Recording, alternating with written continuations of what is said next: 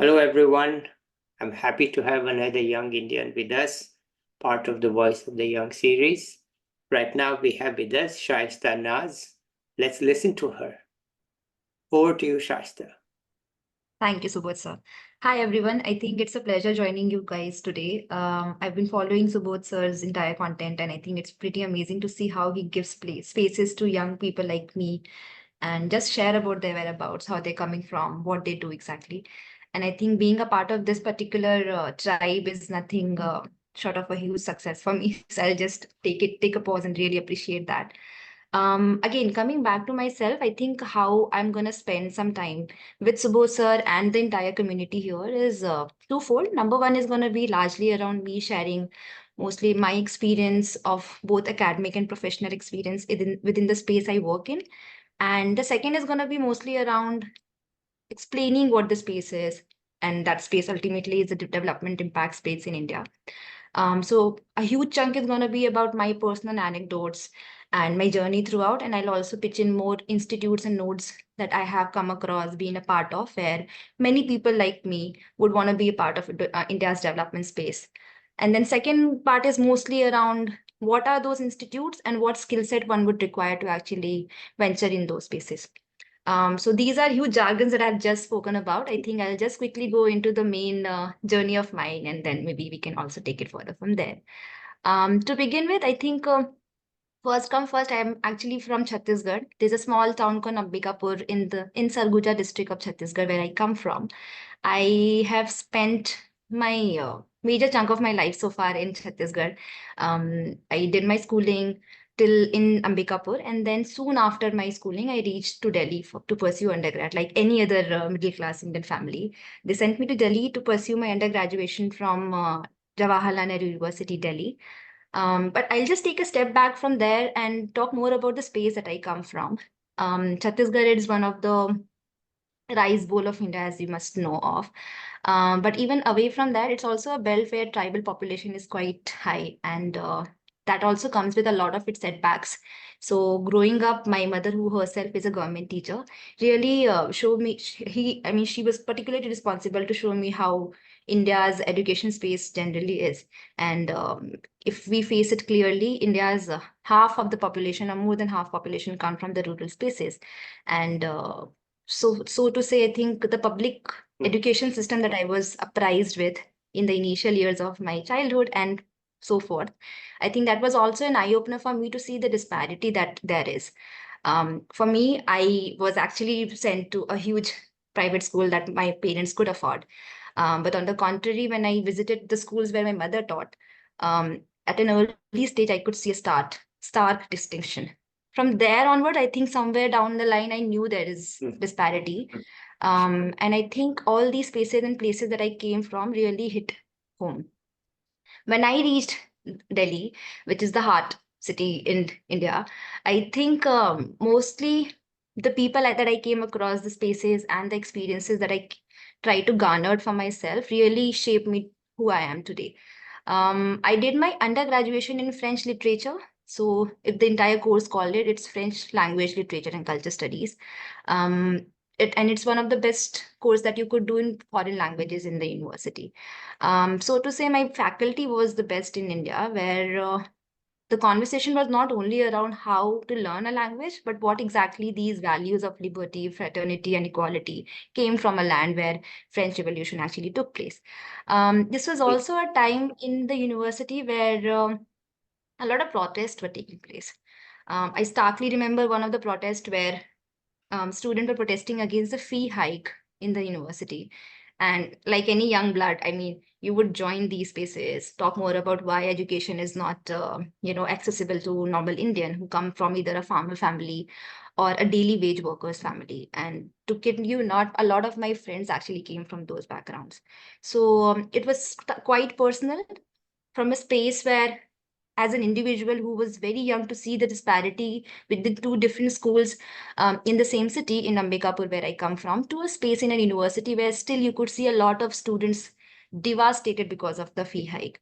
I think that was a turning point for me, wherein I thought maybe there's something wrong with the system currently, and one could not only question it but do something about it. Um, and that was a point of time I started exploring a lot of spaces where I could actually directly contribute or maybe understand more about what exactly is wrong with the system.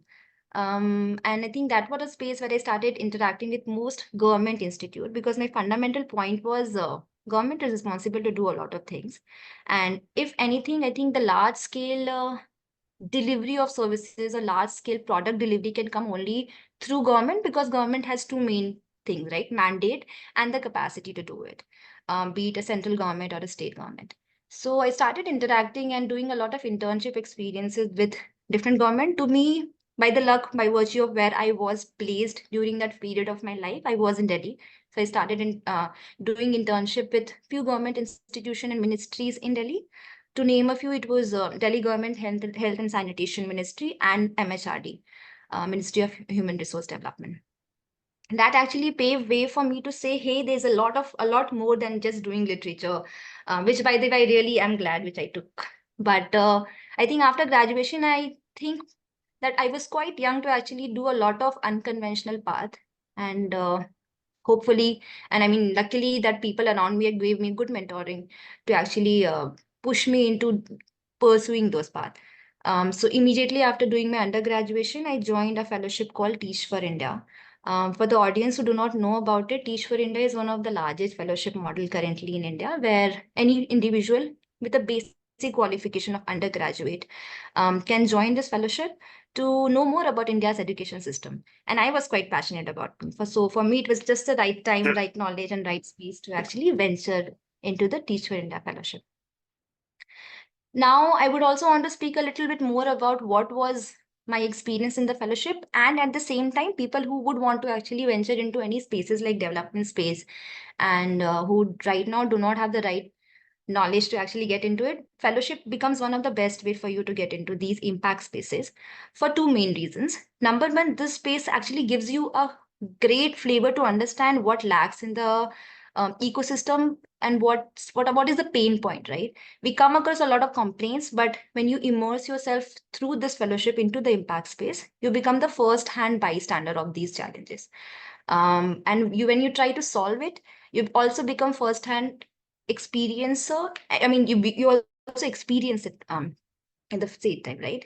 I think that really helped me well, where I joined this fellowship for 2 years. I was given a government school in Delhi, where my journey was twofold. So I had a classroom to work with, where my huge bunch of students came from rural migrant families from state like Haryana, Rajasthan, UP, Bihar, and most of my, and I think 99% of my students' parent came from labor, auto drivers, or local vendors' family. And that speaks magnitude of where my students were in terms of their learning journey as well. So if I just have to frame my fellowship journey, one is definitely teaching kids coming from low income families and vulnerable communities. And second would be actually interacting with these families. I think we often heard this statement calling it takes a village to raise a child. I think I can proudly say that I was part of that village, where I actually raised more than 40 kids in my classroom who joined the formal education system back then. I want to speak a little bit more about how I also generated a huge passion about gender during this fellowship journey. So while education was something I really resonated with, I also understood that while my kids are, say for instance, grade one, and that is also a space where mothers are more involved in the child's education system, because the way Indian society is developed, fathers are generally responsible to earn a daily living and then go outside. So they're generally not involved as much as a mother is. So it was for sure important that since my parents could not afford a tuition amount for the kid, they are definitely responsible for how a kid is learning. So why not actually involve them? So that's where my participatory approach came into being, where I started interacting with my mothers more often. That also led to a project called Noor. So while I was during the fellowship, I was also working with kids in my classroom. I started working with mothers of my community, wherein not only interacting with them, asking them to be more vocal and interested in the child study. Why not make them also part of their learning journey through teaching them what they need to be looking at their kids' journey. So how this would look like? a project called Noor came into being, where there had three verticals specifically. One was teaching mothers English literacy. Second was teaching them how to be financially stable. And that was generally how to be financially literate. How do you interact and, handle the amount that your family has currently. And third is definitely the mental health aspect. Um, a lot of people definitely ask about why did we bring mental health into the project. I think when we started interacting with mothers, it was peak COVID years. So just imagine a scenario where your kid's family is in a slum in Delhi, which is again very ghettoized. So you live in a very small, compact area, and due to COVID, the mother is not allowed to go out of the house. So on the top of all the domestic chores and child's responsibility and poverty, she is not able to go out and vent out about anything and everything that's going on with her. I think that conversation really surfaced in different people that we interacted with. I think, and that led to a point where we realized not only financial literacy and English literacy becomes a major point. I think mental health is also extremely crucial for women to actually, come out and speak more. So the project had, again, coming back to the project, it had three different verticals, and it went pretty smooth for the 2 years period that I worked during the fellowship. If I look back, I think it was the best decision for me to actually point out on mothers or at least put my bet on mothers to actually improve the learning outcome of my students. So if I just have a look at the entire journey, it came to a loop, right? I was dedicated in my classroom as a teacher. I followed different, teaching and learning methodology and keeping a differentiated learning outcome method in my class. But at the same time, when I stepped out of my classroom, I was also a community builder. So I started like my job in the classroom ended as a teacher. But as soon as I stepped out, I used to interact with my mothers. I used to be with them as their teacher, their supporter, to make sure that they are also participating in my child's journey. The entire circle did really pay me well, in the sense that I could see a huge improvement in my lowest quantile kid, like the improvement in the confidence, the amount of learning outcome growth that I could see was something worth applauding. From there, I think my staunch belief in both women empowerment and education was like took a huge sprout. After finishing my 2 years of fellowship journey, I think that was a good space for me to say, hey, I understand impact space. But what's next? Because definitely I did not have any professional, apart from the Teach for India experience, any professional experience to say that I'm a good development professional. And I definitely did not have any academic, expertise, because I did my undergrad in French literature. So one would expect that I might go end up doing some job in embassy or, translation, or maybe some master's and PhD in French. But I think that was a good point where spaces like fellowships actually tell you and show you different paths to venture into and further to impact, like contribute in the impact space.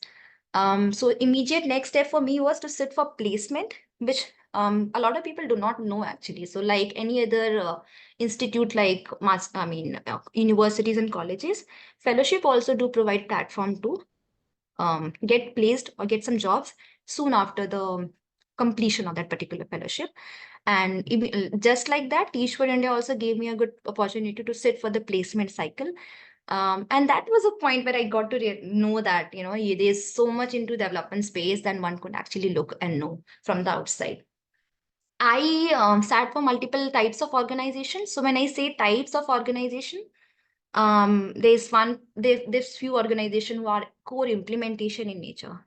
There are few organizations who are core strategy and planning in nature. There are few organizations who are monitoring and evaluation in nature. About these types of organization, I would want to speak more during the end of my conversation. But just continuing and taking my journey forward, soon after Teach for India, I joined a consulting organization which had core focus on development space.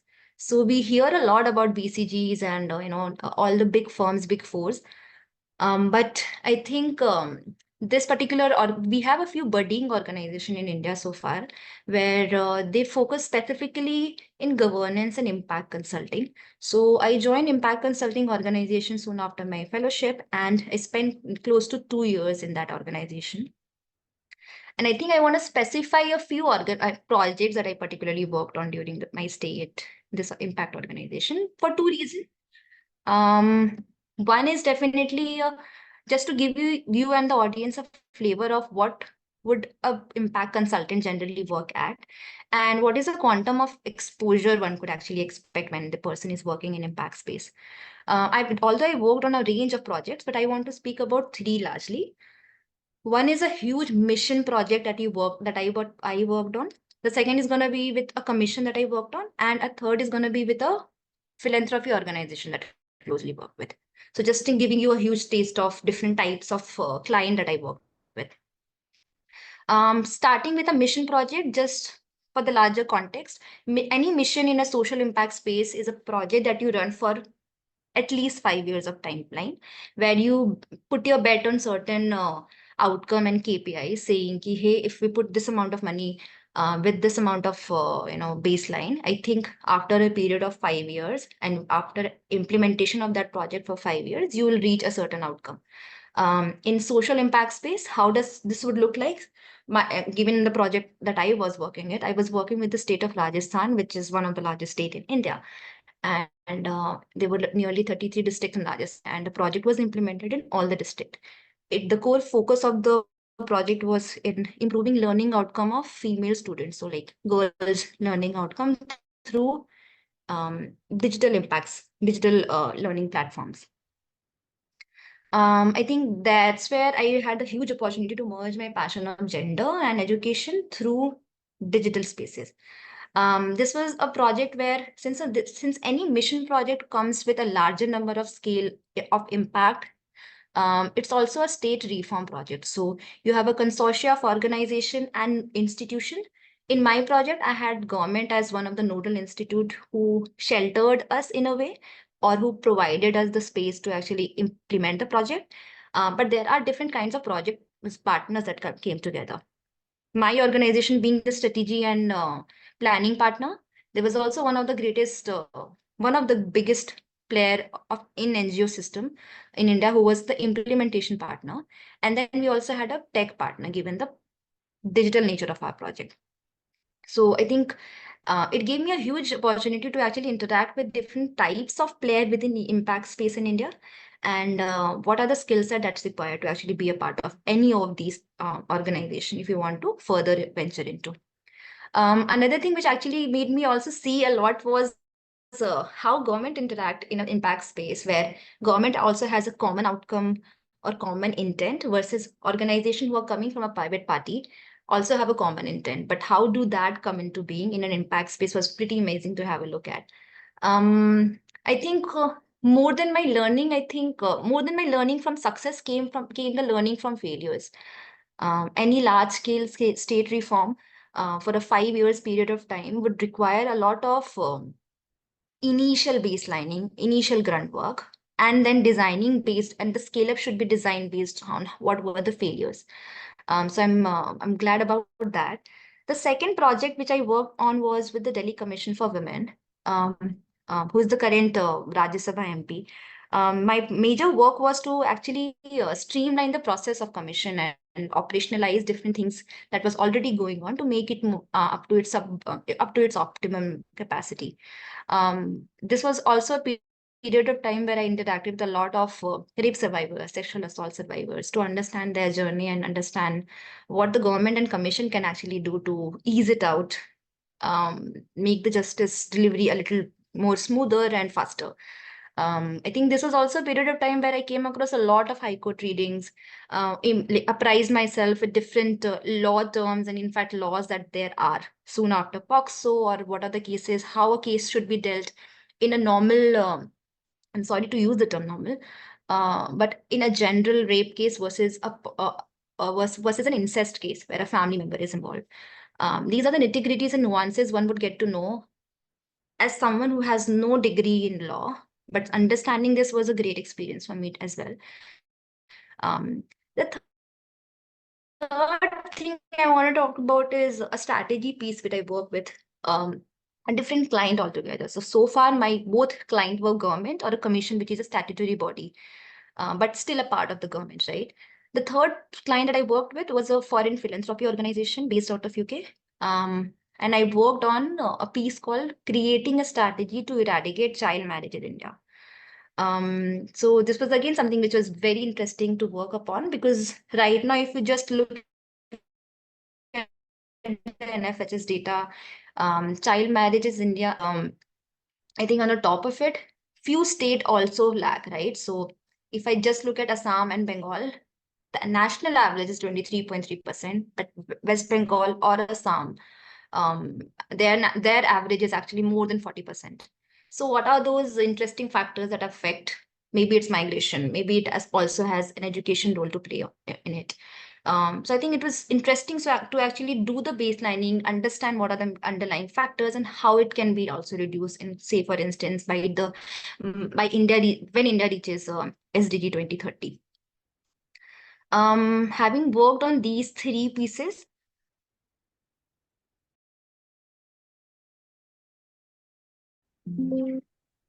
We had an as internet someone, glitch, and Shaista was telling us about child marriages in West Bengal and Odisha, or sorry, Assam. And let's go ahead from there.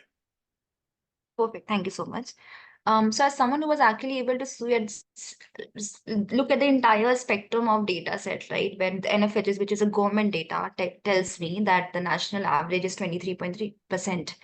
But at the same time, few states actually have a higher national average, but it was contrast to see that the literacy rate was still high. So one could not only claim that education is only responsible for child marriages, but there are other things as well. One would need to see is migration is one of the factor. Is women economic empowerment is one of the factors or not? That led me into creating a huge strategy around what should be done state by state to actually eradicate the child marriage and reach the national goal for SDG 2030, which was again a very interesting piece to work upon. Do not want to go into details project by project, but my intent was to just show the audience how, while working in an impact space, you as an impact consultant, you could come across a range of topics, a range of sectors, and a range of genre that you might be interested to work upon. What it really helped me and all these three projects, and apart from this or other projects that I worked on, what gave me a huge idea of what exactly should a program design have in terms of its features and structures to sort of understand that what lacks, number one. Second, what is the current pressing need of India and state-wide context? Um, with this particular understanding, given that I work in a state like Rajasthan, where again child marriage is a huge issue, but child education becomes a next point in my mission project. Coming back to Delhi, where again no one would ever deny that women's safety is another point of issue here. I worked on a pressing thought and pressing issue of women's safety with Delhi Commission for Women, and then talking more about child marriages as one of the topic where India is still far behind than its SDG goal. This actually gave me an understanding of what exactly these two sector, gender and education, particularly lie and is lacking at. And I think after 2 years of my impact consulting space, I took a step back to understand now, given that I know more about the large scale, I sort of understand what a large scale impact space would look like. Would I want to create a niche in certain areas?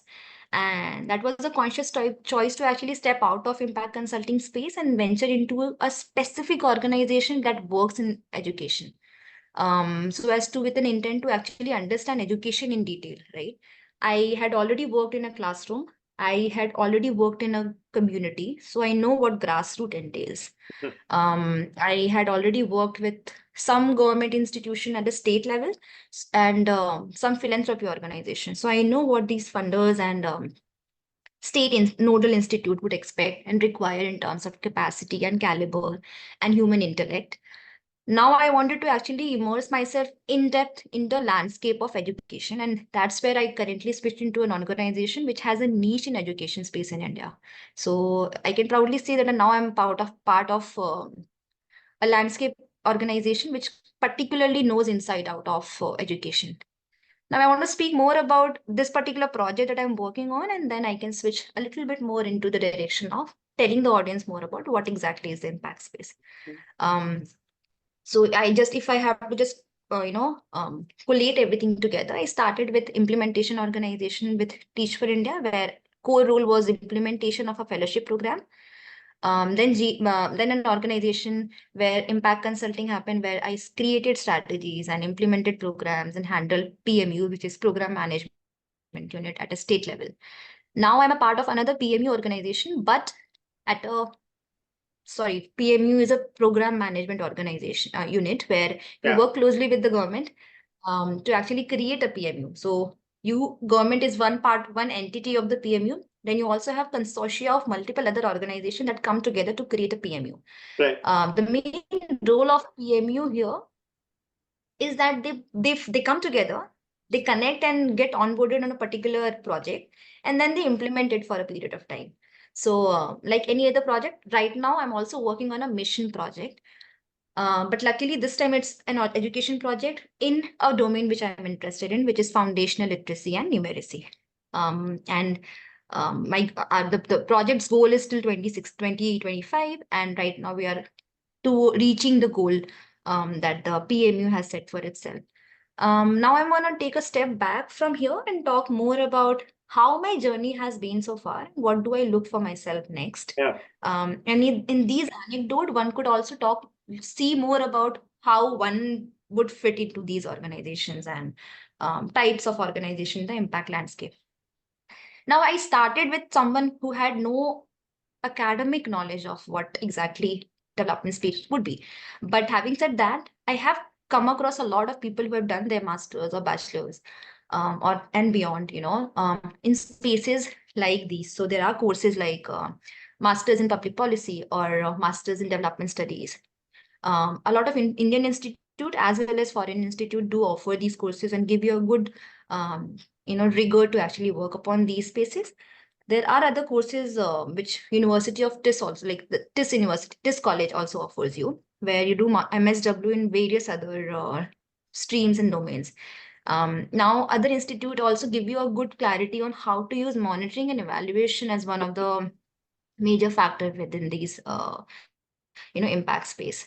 Having worked so far, one of the things that I realized was the idea of NGOs or the idea of impact space or the idea of development space right now is still very nascent in Indian space. And I think anyone right now who joins these spaces is actually one of the foundational, contributors to these space. Because people still do not know what exactly the space is and what does it exactly entail.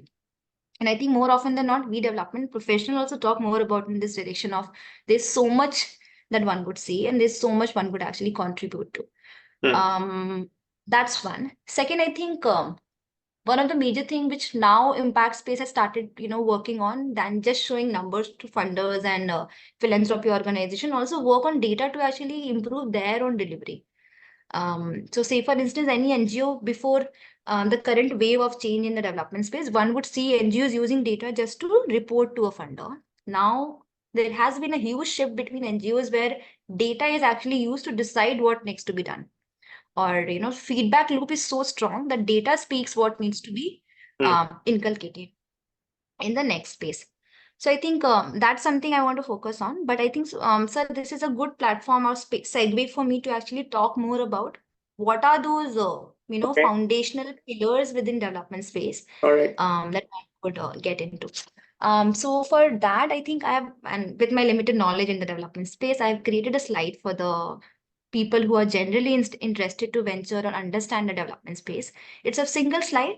I'm gonna go block by block. Although I've just written major blocks of types of organization that's there in the development space, I'll also talk about more courses and skills one should acquire to be a part of those organization falling in those blocks. Okay. Less of a word, I'll just share it. Let me know if the black box is not visible. It's coming up, but it's not yet there. Yeah, is it fine now? No, You can only see a tie. Yeah, okay. That's we can see Yeah, a I haven't. Yeah, can you see impact space in snapshot? yes. Perfect. So I think this slide would actually talk more about my culmination of all the things that I sort of have about my impact space. Although there's huge, the space is huge in itself, but for someone who is completely unaware of the impact space, I think I would want the person to actually know these are the spaces, broader spaces that one could understand and venture into, and I mean go into in detail.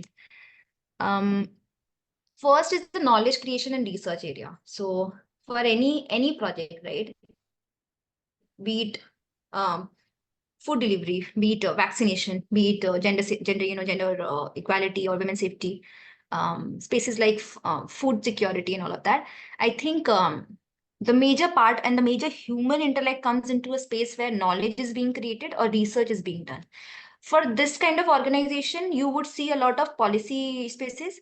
And in addition to that, you'll also see a lot of academicians being a part of it. So economics like Abhijit Banerjee, Esther Duflo, or Karthik Muralidharan. These are good academicians known in the space to actually create a knowledge repository for the space to actually use it for their further implementation and designing and strategy making.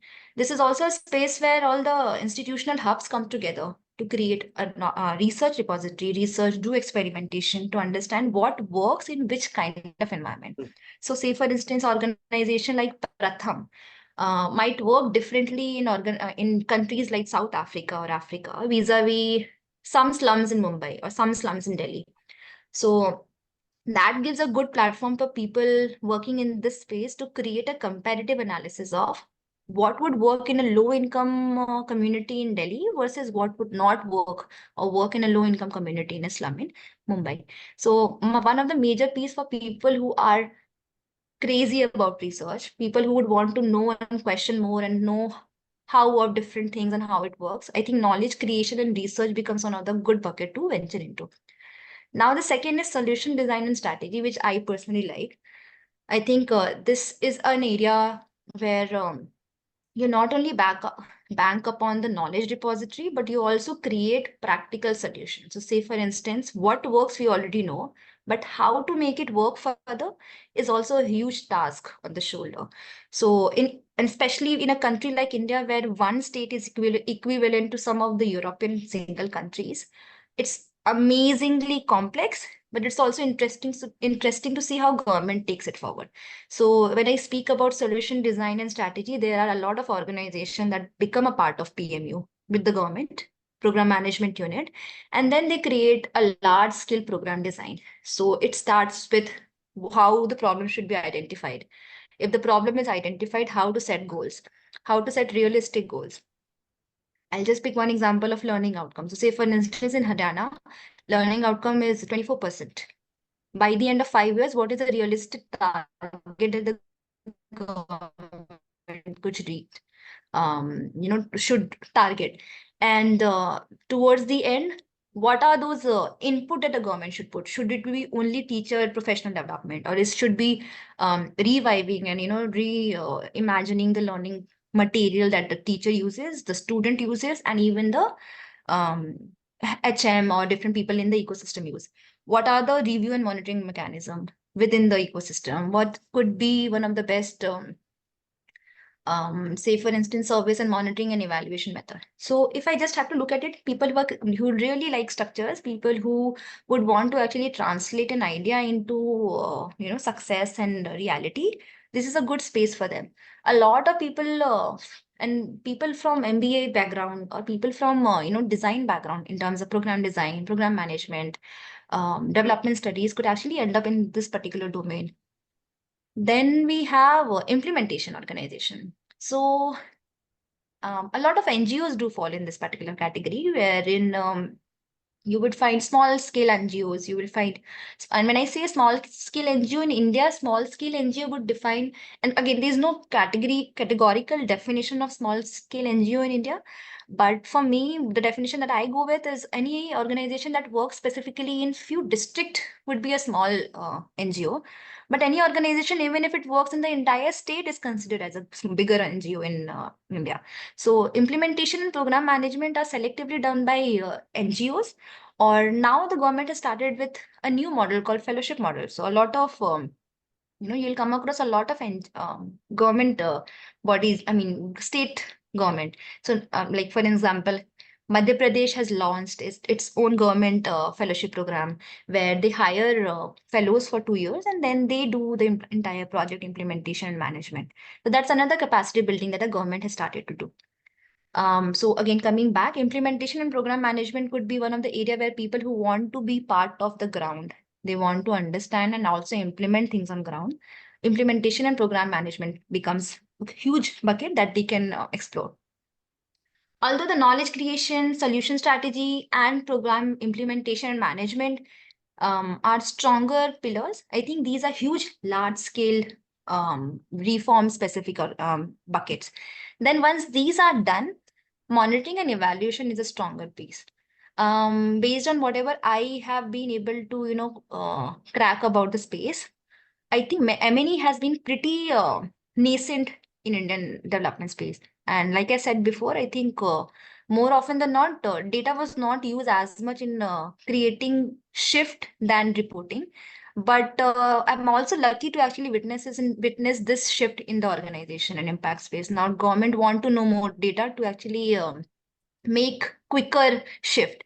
And I think with the emergence of different types of even software to know more about the entire dashboard of what's working in their state, so Tableau and all of that really helps to for state, even the state or a district or a block official to understand the status and health status of their jurisdiction.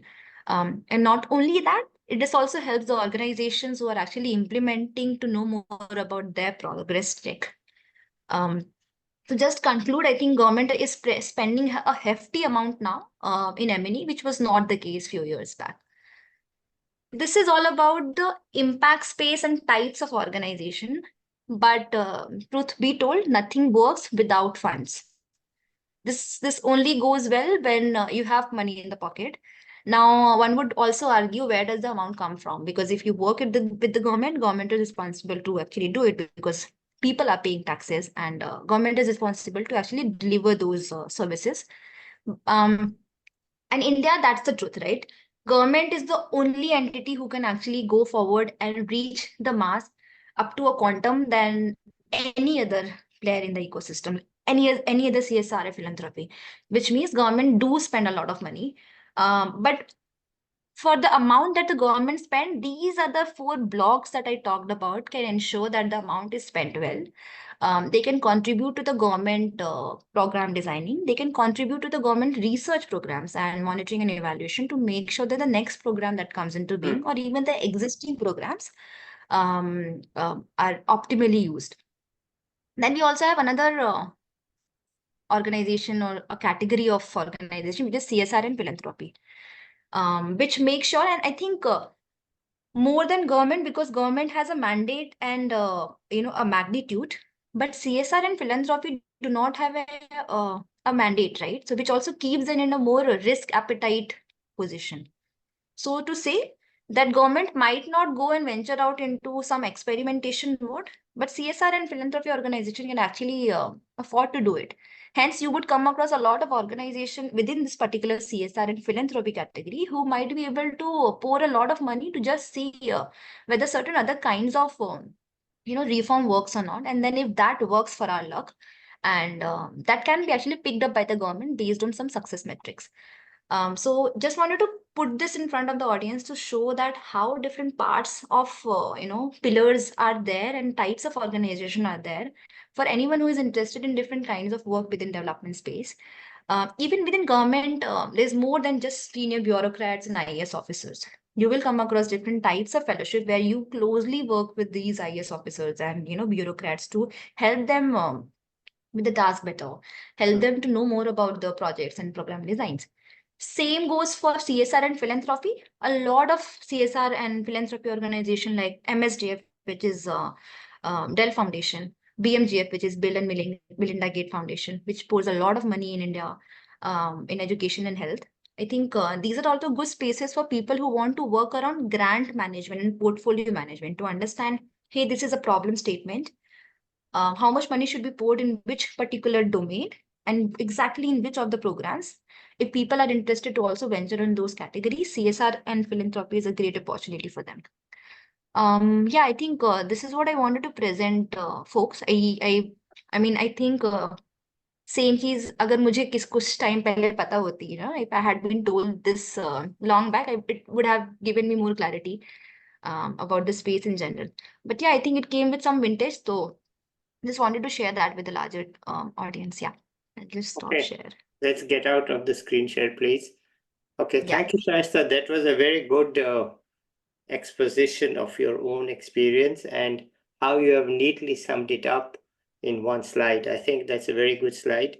It reflects the ground reality of what's happening, and I hope it will help people understand which part of the space they want to work in. Okay, so that's very good. Anything else you want to add here? No, I think I'm good here. All right, good. Then I think let's end it here today. Keep in touch. Let's see where we can go with all your ideas and your work. Till then, let's say bye. I'll be back with another young person or an expert soon. Bye till then.